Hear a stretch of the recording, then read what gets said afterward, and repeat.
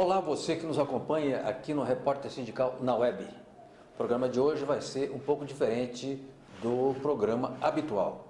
Nós vamos fazer um compacto dos melhores momentos dos programas que nós apresentamos aqui ao longo dos últimos 3 meses. Como todos sabem, nós fizemos blocos de programas, blocos temáticos. O primeiro tema foi sindicalismo e democracia, o segundo, sindicalismo e política, e o terceiro, sindicalismo e memória. Portanto, você terá hoje, nesta 1 hora, o melhor do que foram estes programas com os temas que eu citei.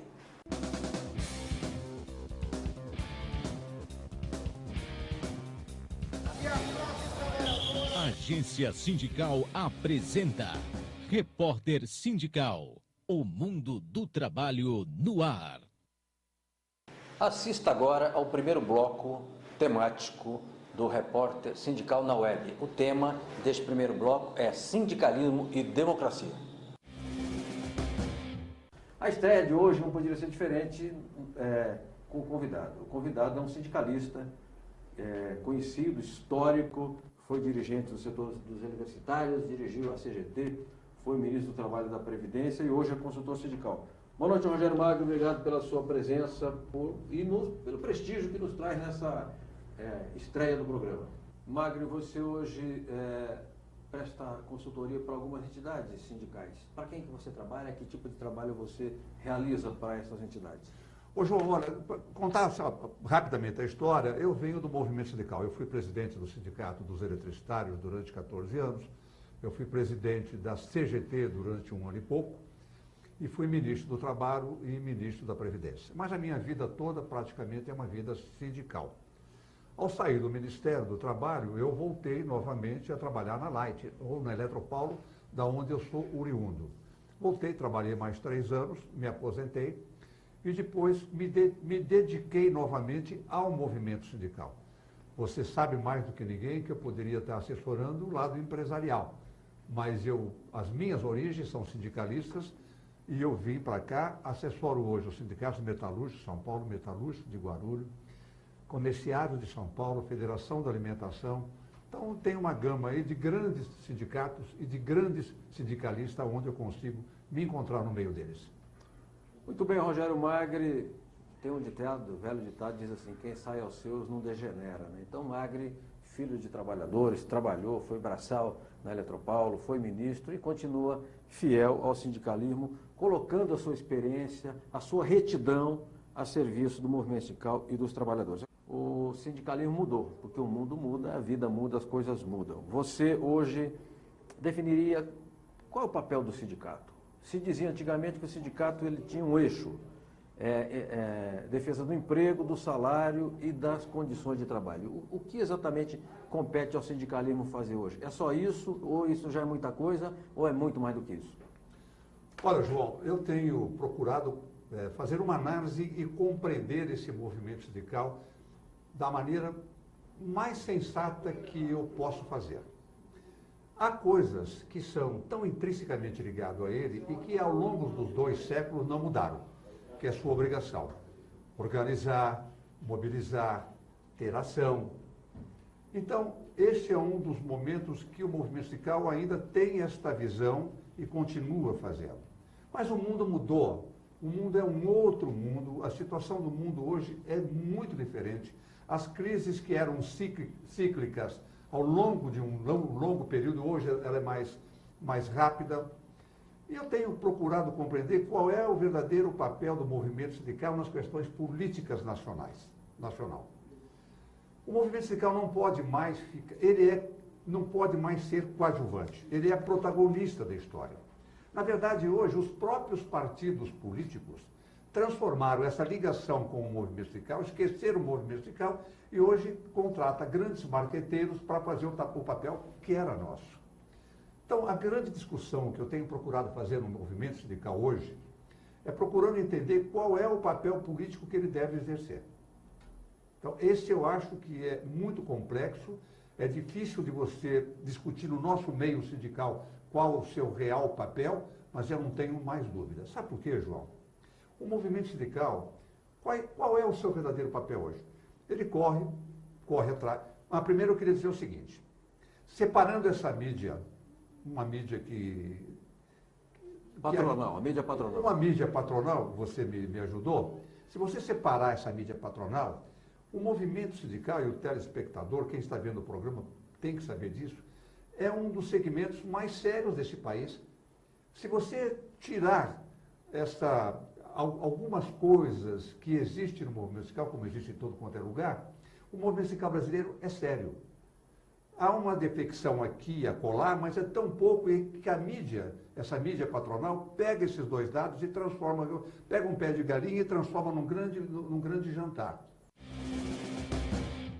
Nós estamos aqui hoje com alegria recebendo um amigo, né? Que a gente na vida sindical vai fazendo amizades também, né? Não é só disputa, só trabalho profissional.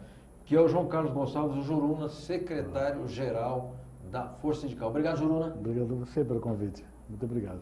Juruna, o tema do programa hoje é Sindicalismo e Democracia. Eu sou militante do tempo em que havia ditadura. Quando eu participei da greve dos jornalistas em 79, a ditadura ainda era drástica, não era moleza fazer sindicalismo. E você também começou sua vida sindical, carreira sindical, ainda na época da ditadura. Qual é a vantagem para o trabalhador, para o padeiro, para o motorista, para o bancário, para o jornalista, para o metalúrgico, para o químico, viver na democracia e ter atividade sindical no regime democrático? Ganha o que com isso? É uma vantagem muito grande, né? Eu acho que é fundamental, porque sem a democracia nós não podemos conversar sobre os problemas, nós não podemos chegar no patrão e exigir o nosso direito, nós não podemos ter o direito do voto para escolher os nossos representantes, nós não podemos ter um jornal para poder divulgar nossas ideias, um programa como esse estaria censurado. Então eu creio que a democracia é uma coisa fundamental para a sociedade, é uma coisa fundamental para os trabalhadores, porque na democracia sempre nós podemos ter o diálogo, nós podemos colocar nossas propostas e nós podemos ir à luta por elas. Eu acho que é fundamental a todo trabalhador, a toda trabalhadora entender que na democracia, onde você pode opinar, você pode fazer o que você pensa junto com o seu grupo, é fundamental. Às vezes me entristece ver algumas faixas assim no Facebook, né? A volta do golpe militar, a volta da ditadura. É uma pena porque às vezes o debate também não se aprofundou muitas vezes na escola, na sociedade, sobre essas questões fundamentais, que entre elas eu acho é a democracia. Ô Júlio, eu acho que é um marco fundamental na democracia moderna, que é a Constituição Cidadã, a Constituinte de 88. Eu quero crer, pela minha experiência, que eu participei daquelas marchas da Constituinte, aqueles debates todos, ainda na época da Comissão de Sistematização, que presidida pelo Fernando Henrique, aliás. Eu vejo que aquilo criou um diferencial na vida do Brasil. O Brasil era um antes da Constituição, e, ao meu ver, é o outro e melhor a partir da Constituição de 88. Você acha isso também? Acho isso, tenho certeza disso. Vou citar um exemplo. Antes de 88, nós tínhamos a chamada Lei de Greve 5.330. Né? Essa lei de greve só permitia fazê-la se fosse por atraso de pagamento. Tá. E tinha que avisar o tribunal que ia fazer. Mas a greve de reivindicação não podia ter. Greve de reivindicação não podia. Então, todas as greves que foram ao tribunal naquele momento, e várias pessoas participaram disso, eu participei, você, desses anos, quando chegava no tribunal, a voz que se dizia era o seguinte, o tribuno, né, o juiz, as reivindicações são justas, mas a greve é ilegal. Mas a greve é declarada ilegal porque só é permitido fazer greve por atraso de pagamento.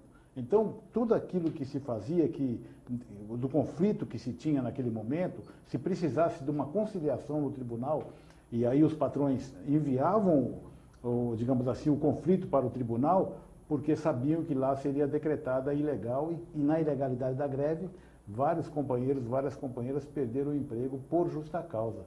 A empresa tinha direito a demitir por justa causa. E vários companheiros nossos perderam o emprego por justa causa, por estar exigindo um salário melhor, exigindo uma bota. Mas não podia fazer nem greve se teve um acidente de trabalho, mutilou, cortou um dedo, uma mão, não podia nem por causa disso? Não podia. Então, eu sinto que, se nós pegarmos na história, você vai ver que em 78, com aquela eclosão das greves por empresa, você vê que isso foi sendo superado aos poucos, não pela lei, foi sendo superado na prática, porque também ninguém queria, o empresariado não queria manter sua empresa parada por longo tempo. Então as empresas buscavam negociar diretamente, entendeu?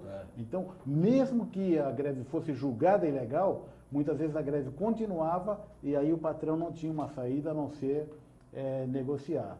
Quando ele bancava a greve até o fim, como foram casos que eu conheci na época, a Valita, por exemplo, nós tivemos vários companheiros demitidos por justa causa.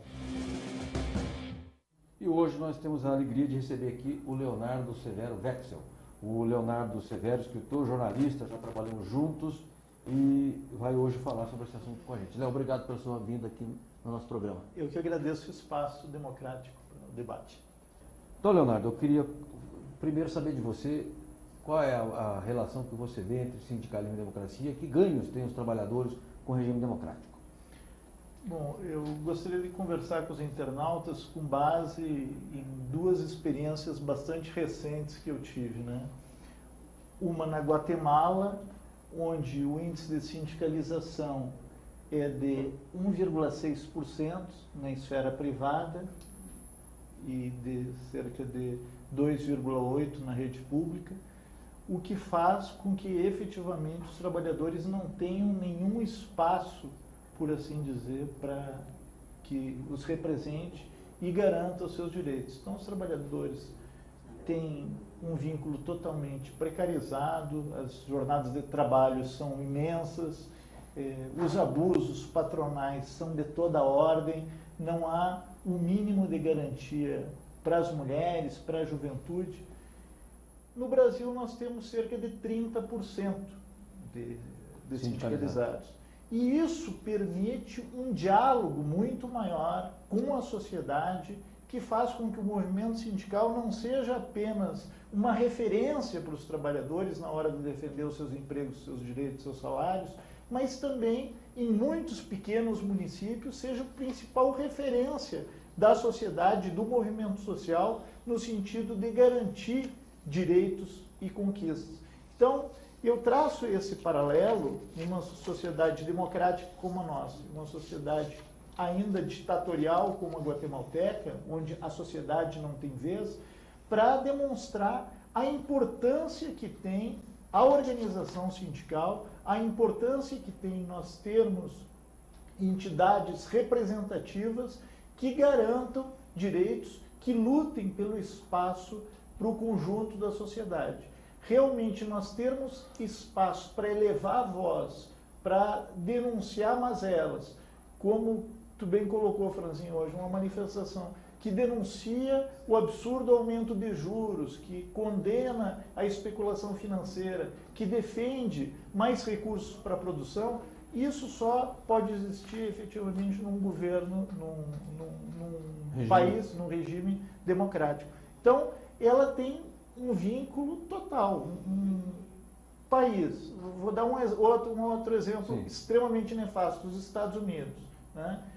Onde o movimento sindical não pode colocar a cabeça para fora. Para te montar um sindicato, e eu sou assessor de relações internacionais da CUT, a CUT está ajudando agora o sindicato dos bancários dos Estados Unidos a se erguer.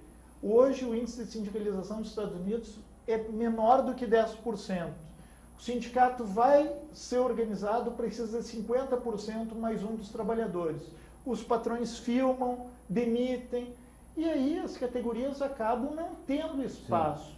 Ao não terem espaço, ao sindicalismo não ser referência, a sociedade fica totalmente vulnerável aos desmandos. Então, eu acho que daí a importância da gente fazer essa reflexão. E hoje temos a alegria de receber o Altamiro Borges, jornalista, escritor, blogueiro do blog do Miro e nosso amigo que vai certamente abrilhantar o nosso programa. Obrigado, Miro, pela sua presença. Eu que agradeço o convite. Altamiro Borges, qual a relação entre sindicalismo e democracia e sindicalismo em que os trabalhadores ganham no regime democrático? A relação é total. Sem democracia não existe sindicalismo, né? Só a gente lembrar, vamos pegar o período autoritário mais recente do Brasil, que foi o golpe de 64. Certo. Só no golpe de 64, cerca de 400 sindicatos sofreram intervenção. sofreram intervenção, foram fechados. Né? Você teve 70% dos sindicatos com maior número de sindicalizados foram nomeadas juntas interventoras pelos generais. Quer dizer, quem dirigia o sindicato não eram os trabalhadores, né? Era o governo.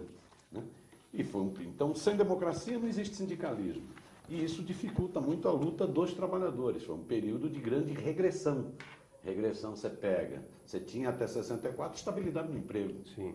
Perdeu-se a estabilidade no emprego.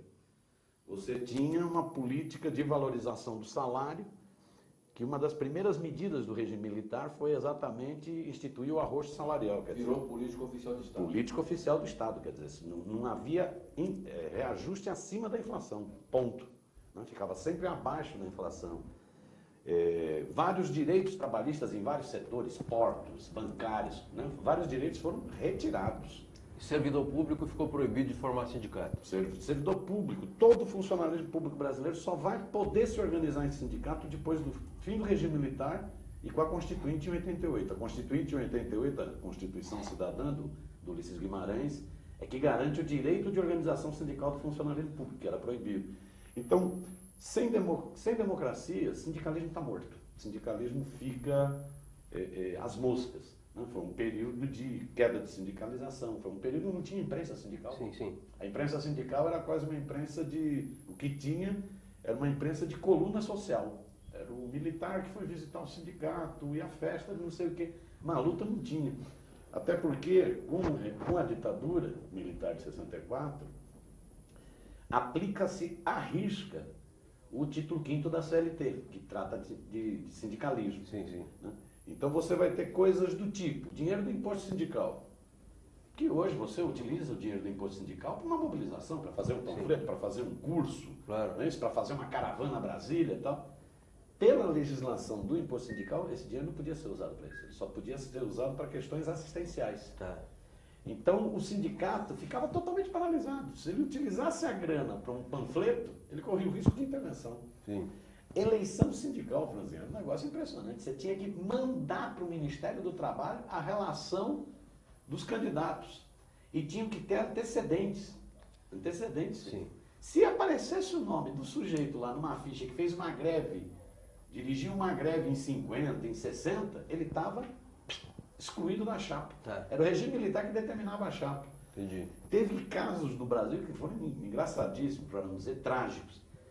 Do Ministério, dos militares, né, dormirem de toca, não conseguirem captar que estava lá um dirigente sindical ativo. Depois da eleição, o Ministério tirava o dirigente sindical. Ainda bem que eles não tinham internet na época, porque se eles tivessem internet, eles pegavam rapidinho. Era né? muito mais rápido. Fazia varredura em tempo real, né? Era muito mais rápido, era muito mais rápido. Ô Miro, quer dizer, um programa de TV como este, ou um programa de rádio que debatesse o sindicalismo, nem pensar, não tinha a menor chance. Nem pensar, porque é isso, você não poderia utilizar o dinheiro, nesse período do regime militar, o que você tinha era basicamente duas contribuições. Você tinha a contribuição do sócio. Sim. A chamada mensalidade, né? A mensalidade, que era muito perseguido. Você pega agora a Comissão da Verdade, descobriu casos impressionantes. A Volks mandava relatório, eu estou citando uma, mas são várias. A Volks mandava relatório de pessoas que ela desconfiava que eram ativistas sindicais.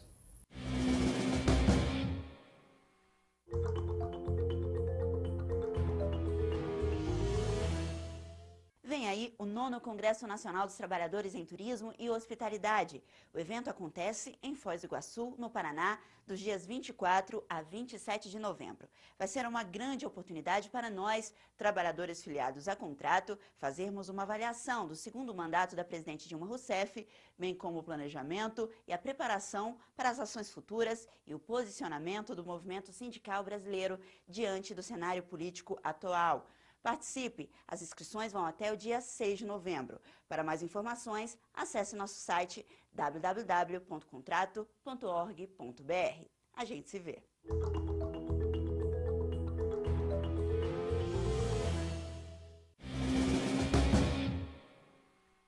Este segundo bloco temático do nosso programa especial Repórter Sindical trata de sindicalismo e política. Nivaldo Santana, que relação a CTB tem com os partidos? Tem restrições para partidos na central? Olha, a CTB defende uma visão classista de sindicalismo, sindicalismo democrático e plural. E nós temos um programa que é baseado na defesa do desenvolvimento com valorização do trabalho. Então, defender os direitos dos trabalhadores, defender a democracia, defender um país desenvolvido, mas com justiça social e valorização do trabalho. Quem concorda com esse programa da CTB é bem-vindo na nossa central. Independentemente de ser de partido ou não ser de partido. Correto. Nós não exigimos carteira de filiado. O PCdoB tem uma presença muito forte, é a força principal dentro da CTB. Nós temos uma presença importante também de sindicalistas vinculados ao PSB e também sindicalistas que não têm uma vinculação partidária mais forte. Nós temos uma boa representação dos trabalhadores rurais, dos marítimos e, só para dar um exemplo, a presidenta da CTB do estado de Roraima, no norte do país, ela é vereadora do PT em Boa Vista. Nós temos também gente de outros partidos, mas o principal é a defesa de um programa de interesse dos trabalhadores, que isso transcende as preferências e as filiações partidárias. Nivaldo Santana, eu tenho digamos que eu tenho uma história assim na esquerda, embora eu nunca tenha sido filiado a um partido, mas eu me incluo no largo espectro da esquerda, penso assim. E é um debate do dirigismo, né? De às vezes ter uma influência do partido no sindicato. Como é que você vê a relação entre sindicatos e partidos? Hoje é uma relação mais tranquila, mais estável, ou tem ainda essa possibilidade de montar cavalo do partido, da entidade sindical ser correia de transmissão do partido? O que você acha disso? Olha, na época do regime militar, quando tinha qualquer mobilização dos trabalhadores, uma greve, os generais de plantão diziam, tem os partidos infiltrados no movimento, para tentar criar uma separação entre o movimento dos trabalhadores e a atuação política mais vinculada aos partidos.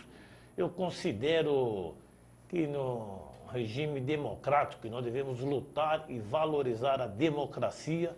Eu acho que a valorização da democracia, como você disse na introdução do programa, que foi até um bloco inicial do Repórter Sindical, tratou desse tema, eu acho que nós devemos valorizar. E a opinião que nós temos, que os militantes partidários precisam respeitar a democracia sindical. Tem que respeitar o estatuto, o programa e os fóruns deliberativos de cada uma dessas entidades.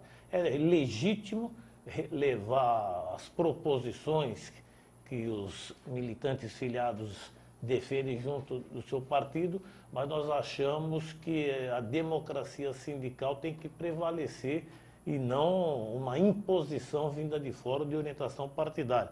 No caso da CTB, só para dar um exemplo, menos tendo uma predominância de sindicalistas mais simpáticos ao PCdoB, eventualmente, em algumas matérias, a bancada do PCdoB tem um posicionamento na Câmara Federal e a CTB tem outro. Isso não significa nem que o militante está se desgarrando das orientações partidárias e nem que a bancada está se distanciando dos trabalhadores. São as dinâmicas próprias.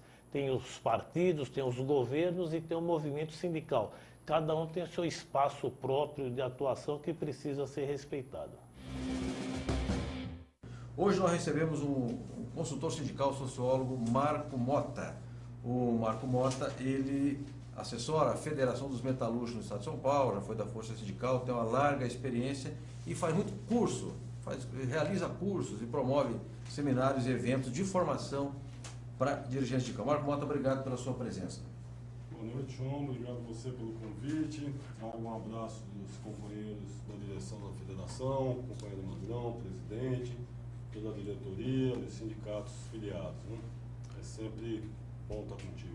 Sindicalismo e política, por que é importante o dirigente sindical ser politizado?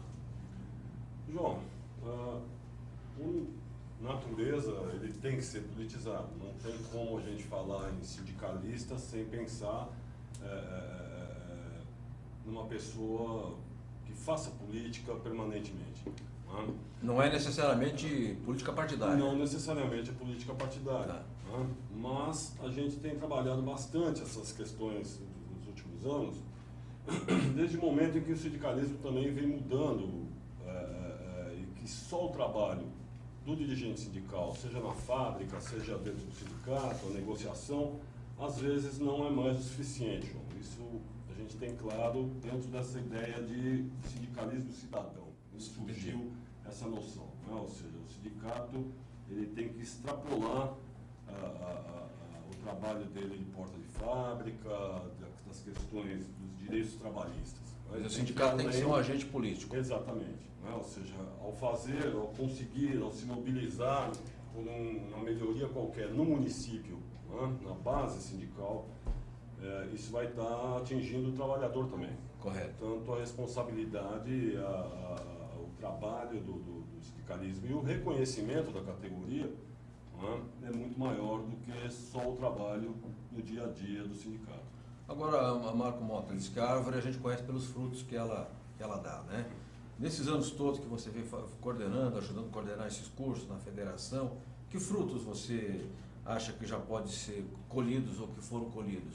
Olha, João, eu acho que, assim, nós temos períodos, né? Períodos. No caso da federação,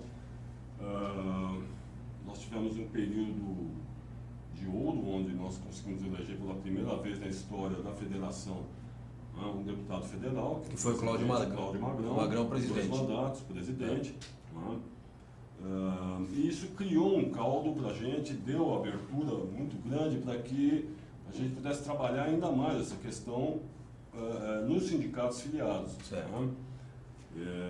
Então nós temos, pode-se dizer que avançou muito nisso. Hoje nós temos várias pessoas, vários dirigentes que concorreram e estão em cargos legislativos nos seus municípios, né?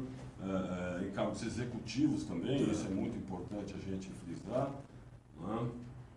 Mas isso nós estamos falando de quase 20 anos, né, Francisco? Ou seja, é um processo lento, é um processo lento, um processo diferenciado de alguns outros processos,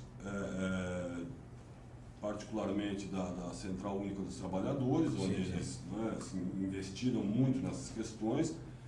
A filiação na força sindical é uma coisa que eu admiro bastante, até pela pluralidade, a liberdade que se tem partidária, não é? Isso dificulta as coisas, mas trabalhar com a democracia não é fácil mesmo, é muito complicado. Então eu diria que avançou muito, retrocede, isso tem vindo de eleição em eleição. Mas o acumulado, você acha que ele é positivo? É positivo. Hoje estamos recebendo um presidente sindicato do vestuário de Guarulhos, o Álvaro Egea, que também é da Direção Nacional, secretário-geral da CSB, Central dos Sindicatos do Brasil. Álvaro Egea, obrigado. Você se deslocou de Guarulhos até aqui num dia chuvoso, Xexelinha de São Paulo. Obrigado pela sua presença. Obrigado. Obrigado, Franzinho. Boa noite aos telespectadores, desculpa. Telespectadores, nossos tradicionais ouvintes. E é sempre um prazer. Franzinho é uma joia rara do jornalismo brasileiro, tem uma longa militância no jornalismo sindical. Eu quero agora ir às perguntas. Eu quero anunciar aqui a nossa presença da Ariane Soares, que ela quem faz as perguntas, encaminha aqui as participações dos internautas. Tudo bem, Ariane? Tudo ótimo, Franzinho. Boa noite, Álvaro, e boa noite a você, internauta, que nos acompanha aqui no Repórter Sindical. Então, teve uma pergunta que chegou por e-mail de Rosana Garcia, ela é de Perdizes. A pergunta é a seguinte: em 2016 haverá eleições municipais. Na sua avaliação, de que modo os dirigentes sindicais que pretendem se candidatar devem se preparar? Olha, tem várias mudanças aí no cenário político, né? Não é possível mais ignorar essa situação de financiamento. Então, eu acho que um sindicalista que tenha compromisso com a sua categoria, com os trabalhadores do país, com o futuro do país, não pode aceitar mais essa regra do jogo. Eu comecei fazendo política, Franzinho. Eu me identifico com política que não tinha dinheiro, que a gente fazia por... Quer dizer, eu me lembro... No peito e na raça. No peito e na raça. Nós tínhamos os candidatos populares, os candidatos vinculados à esquerda, mas nós já tínhamos os candidatos de dinheiro naquela época. Mas não é comparado com os dias de hoje, onde um candidato tem que ganhar 10 milhões, tem que gastar 10 milhões para se eleger deputado, como por exemplo lá no Distrito Federal. Um deputado distrital, segundo me disse ontem um especialista, custa 10 milhões de reais. É claro que esse dinheiro ele vai ter que devolver em benefícios para algum empresário. Então, eu acho que a questão da reforma política, a questão do financiamento é muito importante. Agora, não é mais possível também se ignorar uma questão que a sociedade está colocando, que é a questão ética, a questão moral. Quer dizer, eu lembro uma frase de um comunista amigo que diz o seguinte: o moralismo é uma velha bandeira da classe média, mas é uma pré-condição que aquele que tem compromisso com a classe trabalhadora, com as grandes maiorias do país, tem que ter um compromisso ético. Né? A sua postura tem que ser uma postura de compromisso. Hoje nós vamos tratar desse assunto com o professor, que é o Celso Napolitano, que é professor da Fundação Getúlio Vargas, e ele é mestre em administração de empresas. Também preside, dirigente sindical, evidente, preside a Federação dos Professores do Estado de São Paulo. E também preside o DIAP, Departamento Intersindical de Assessoria Parlamentar, que eu tenho um livro aqui em cima da mesa, um livrão de capa amarela, que depois eu vou falar um pouco desse livro. Professor Celso, obrigado pela sua vinda aqui. Eu que agradeço o seu convite e tenho, como sempre, é um grande prazer e uma honra imensa estar aqui participando do Repórter Sindical. Eu quero mostrar o livro, quem foi quem? A Constituinte nas questões de interesse dos trabalhadores, organização do DIAP, produção da Alboreco, juntamente com a editora Cortez. Esse livro deu muita fama ao DIAP. E o que é exatamente o DIAP? Conte pra gente aqui que nos assiste. O DIAP, como o nome diz, é o Departamento Intersindical de Assessoria Parlamentar. O movimento sindical tem alguns departamentos que apoiam as lutas sindicais, a organização sindical, e são pelos sindicatos mantidos. O DIEESE, que é o Departamento Intersindical de Estudos Socioeconômicos e Estatísticos, e o DIAP. O DIEESE colabora com os trabalhadores na questão da averiguação dos problemas econômicos, dos índices econômicos, assessora muitos sindicatos na mesa de negociação em termos da discussão dos índices econômicos. E o DIAP é o departamento que assessora o movimento sindical no Congresso Nacional. O DIAP é o lobby do trabalhador no Congresso Nacional. E é o lobby puro, é o lobby sem dinheiro, é o lobby que utiliza única e exclusivamente a argumentação e o poder de pressão do movimento sindical para poder influenciar na atuação do parlamentar. Agora, professor, você é presidente e o DIAP tem um corpo técnico?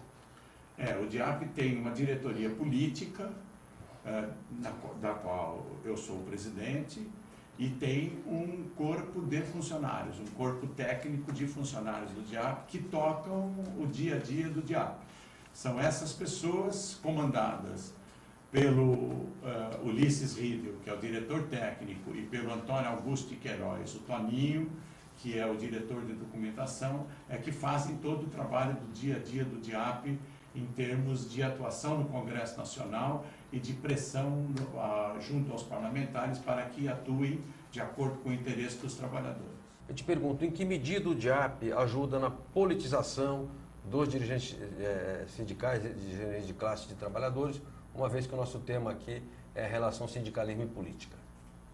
O DIAP colabora com as entidades sindicais e com os dirigentes sindicais, no sentido de que as entidades sindicais, além do aspecto corporativo, de atenderem os interesses da sua própria categoria, das campanhas salariais e das questões inerentes às condições de trabalho da categoria que são representadas das categorias que são representadas por essas entidades, a se preocuparem também com a questão coletiva, com a questão política sindical. Certo. É realmente uma preocupação do DIAP nesse trabalho.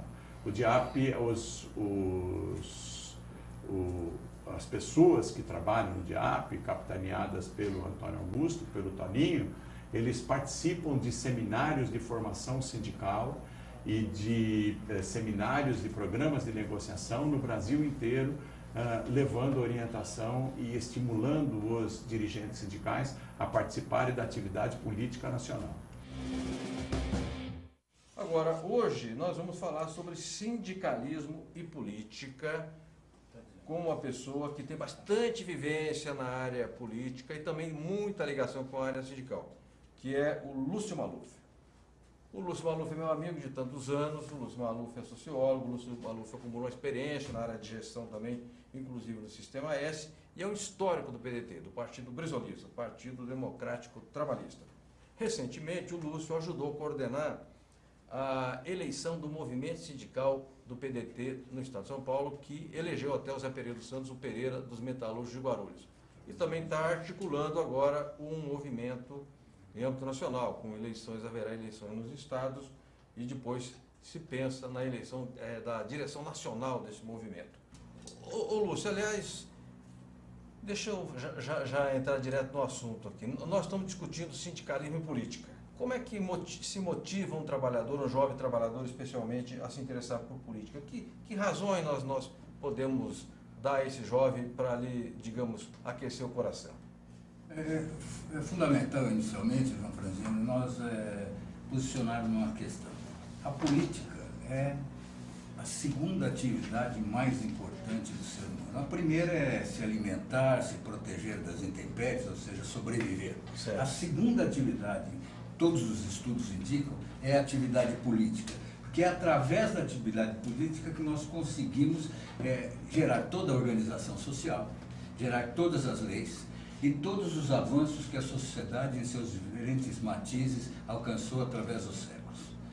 É evidente que na atividade política, como você posicionou no início, existem altos e baixos, erros, acertos, gente decente, gente não decente, como você disse, não é porque um médico se posiciona de forma indecente com relação à sua posição que a medicina não presta, né? Certo. Ou que o hospital, por causa de um determinado funcionário, servidor ou participante, seria condenado porque um ou outro dos seus membros procede de maneira errônea. Como no caso da Petrobras, por exemplo, só para linkar o exemplo. Não é que meia dúzia de pessoas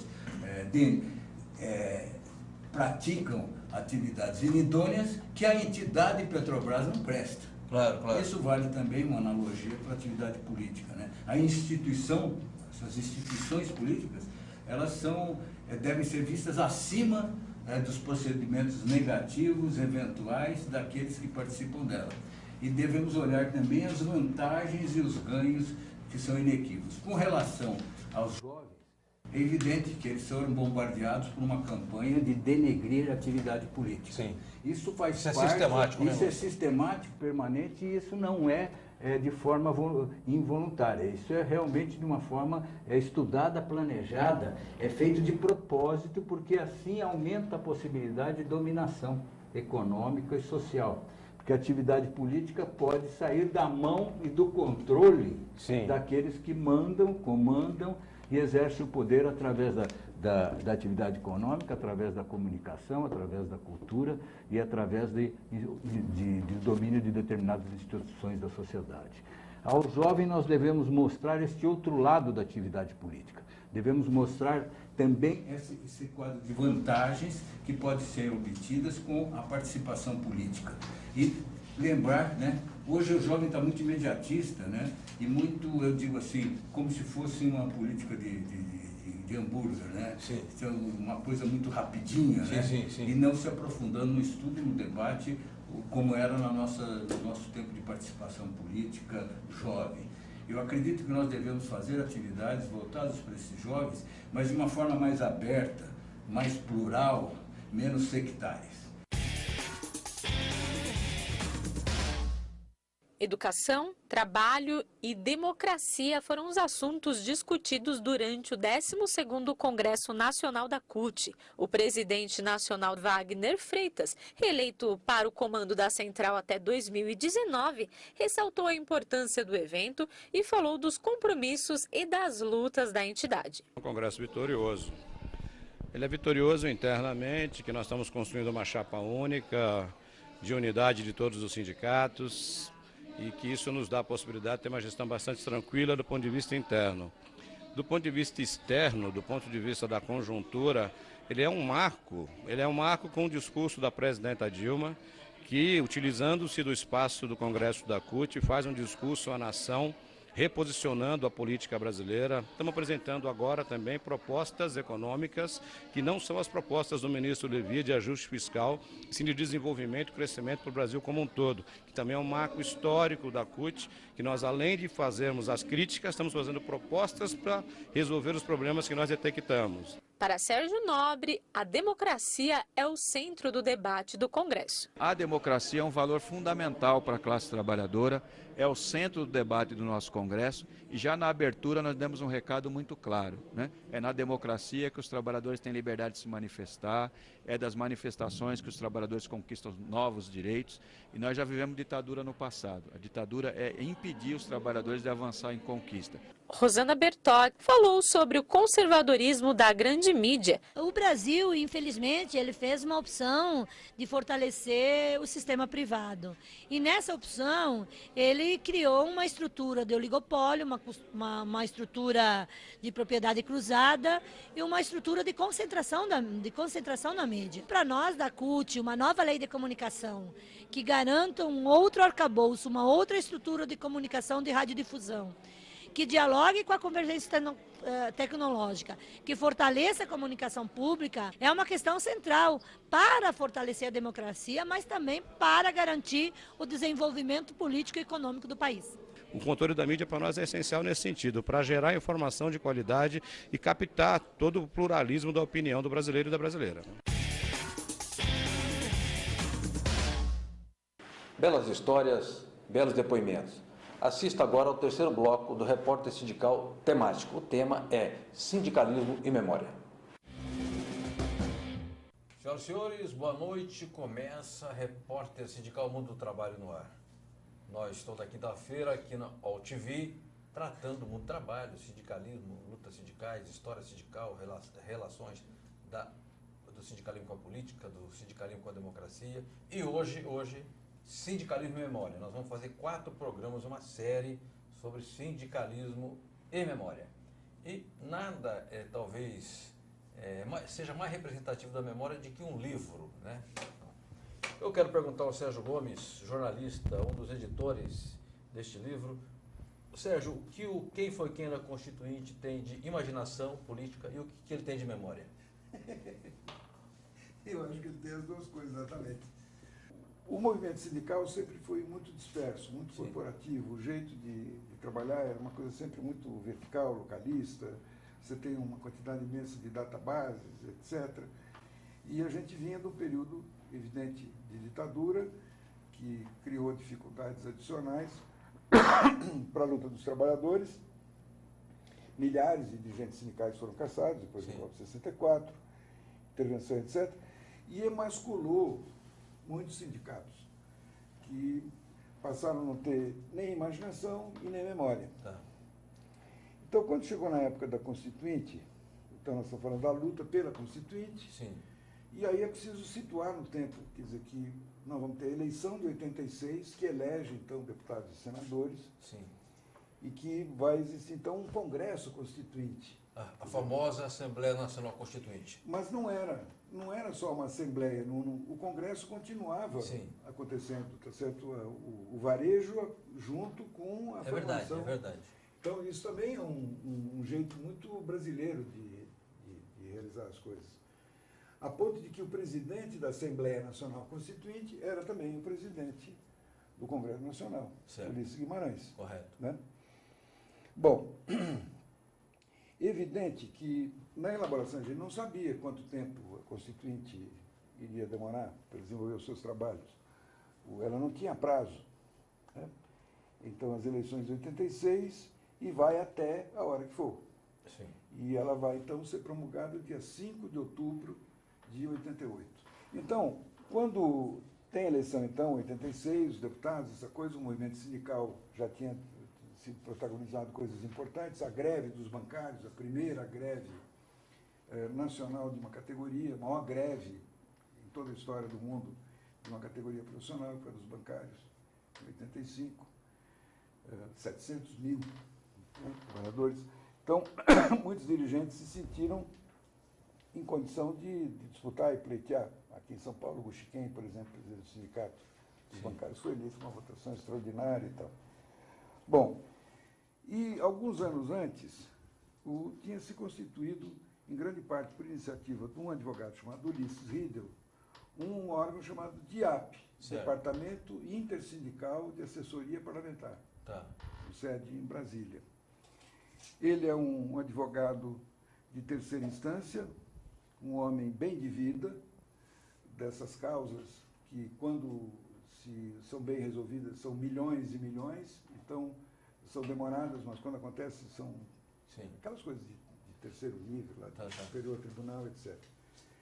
E o Ulisses Riedel toma a iniciativa de, a exemplo do DIESE, do Departamento Intersindical de Estatísticas e Estudos Socioeconômicos, de vir a existir um DIAP, que vai ser criado em 83.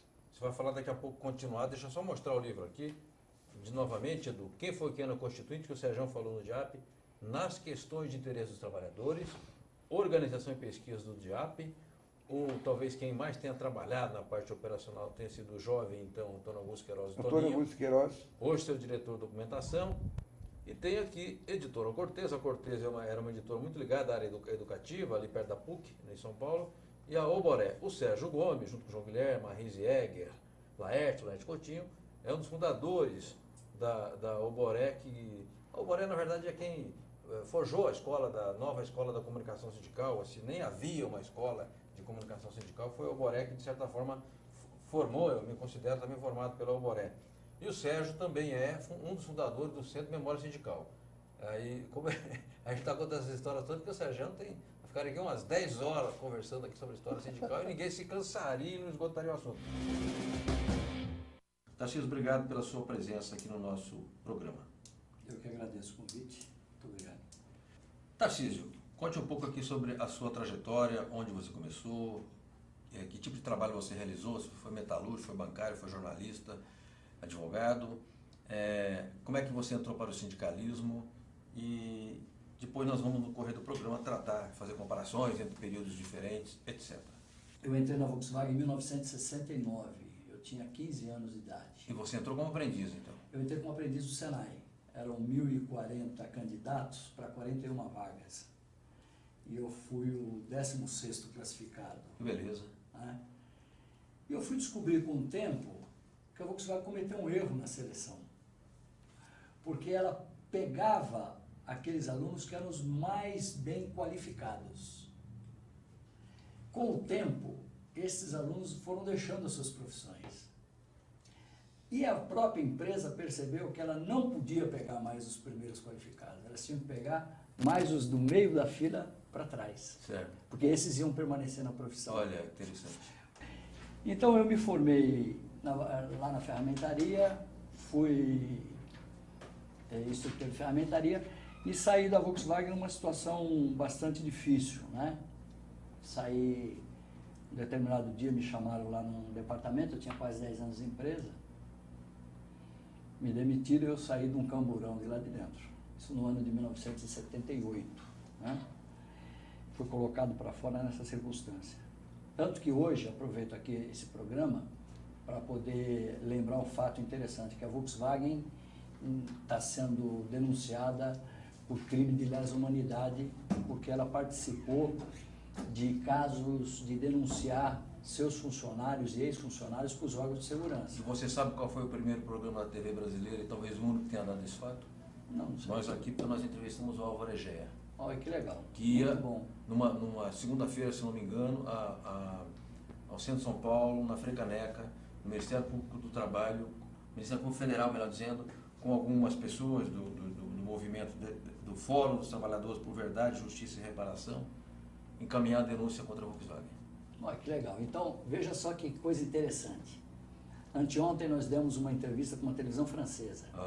Eu, o Álvaro Egea e o Lúcio Benentani. E 2 televisões deram isso. Vocês e a televisão francesa. Olha qual é. Nenhuma outra que deu. Porque essa memória, ela é ainda muito brecada para se falar a verdade. Sim. Tá certo? Bom, muito bem. Então eu parti para uma militância política, sindical, naquela época dos anos 70, e vivi ali até 1980 e alguma coisa, trabalhando diretamente, tocando as coisas diretamente com o Lula. Certo. Depois disso eu saí, fui para Minas Gerais, me desencantei um pouco daquele projeto ali e fiquei 6 meses fazendo um trabalho para uma organização internacional, estudando o fluxo da produção de minério no Brasil e como estudar a interrupção da produção de minério. Cheguei a fazer esse trabalho. E depois eu vim para o Sindicato dos Metalúrgicos de São Paulo, onde convivi com uma figura que até então eu tinha muita restrição política e conheci, foi uma das maiores figuras que eu conheci na minha vida, que foi o Joaquinzão. Perfeito. Tarcísio, você vai me dar licença que eu vou pedir a Ariane que encaminhe as perguntas dos telespectadores, dos amigos nossos que fazem as perguntas habituais aqui também no Repórter Sindical. Vamos lá, Ariane? Sim, tem uma pergunta aqui de Gláucia Lima, ela é estudante de São José dos Campos.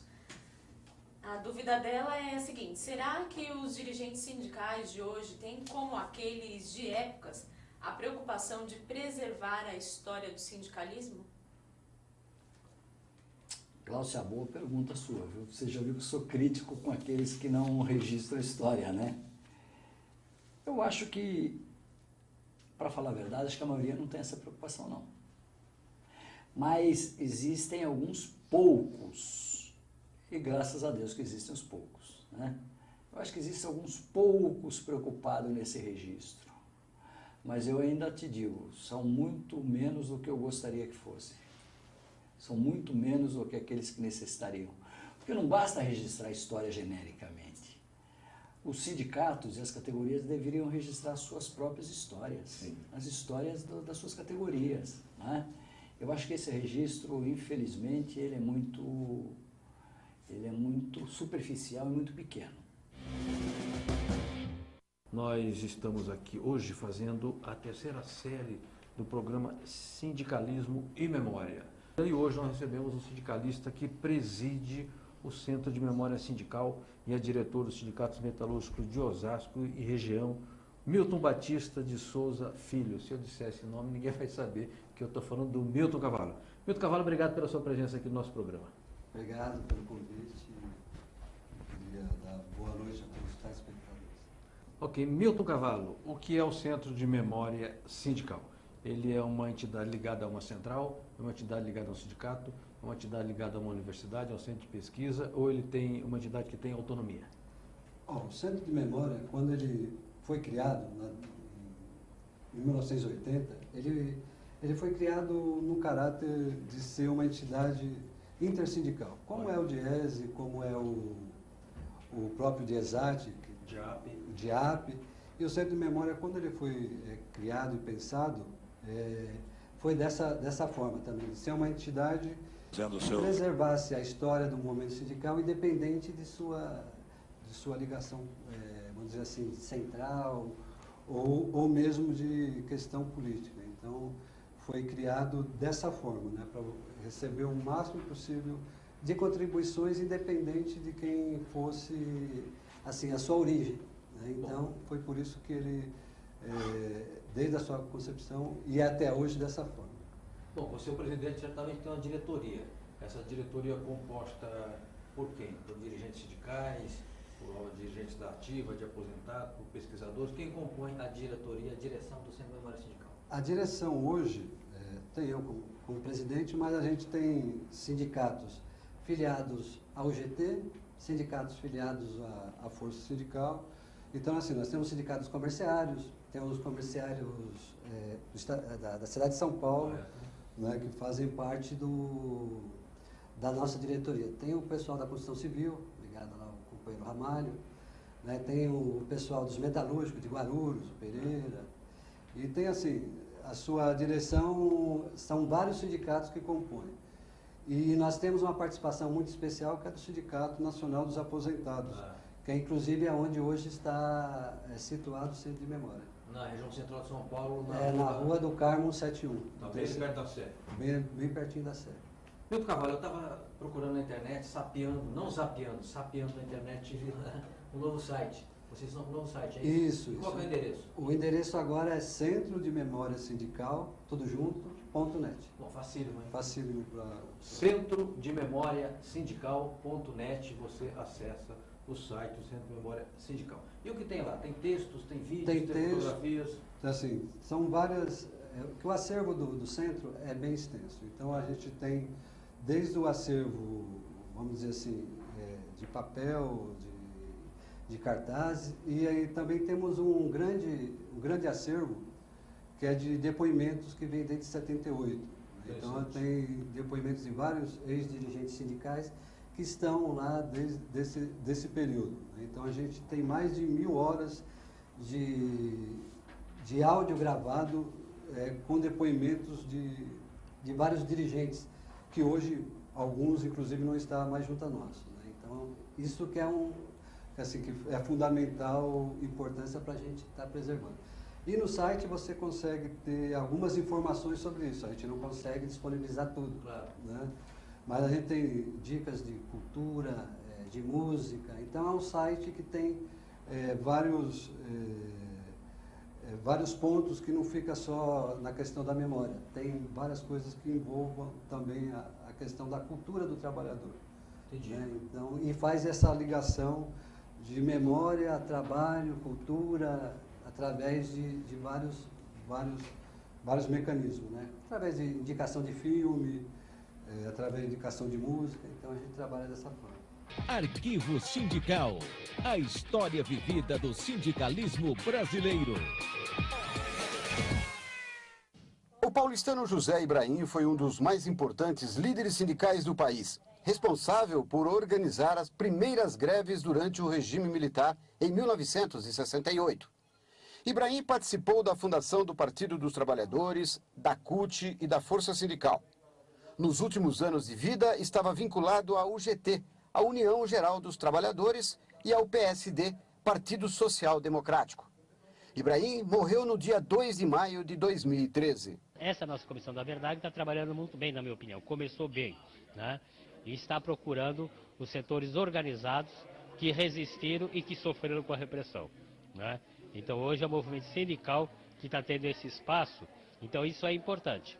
Agora, eu acho que o papel dos sindicatos em educar essa juventude, em passar essas experiências para a juventude, é mais fundamental ainda.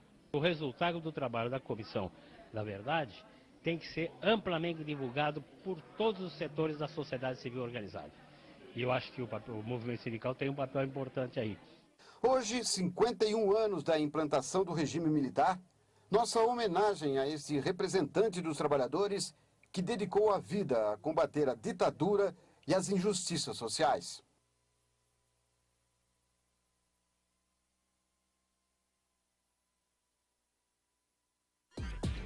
Arquivo Sindical, a história vivida do sindicalismo brasileiro. Muito obrigado a você que nos acompanhou até agora e que assistiu aos 3 blocos temáticos do Repórter Sindical na Web. O primeiro bloco tratou de sindicalismo e democracia. O segundo, sindicalismo e política. E o terceiro, sindicalismo e memória. Obrigado, um forte abraço e até breve.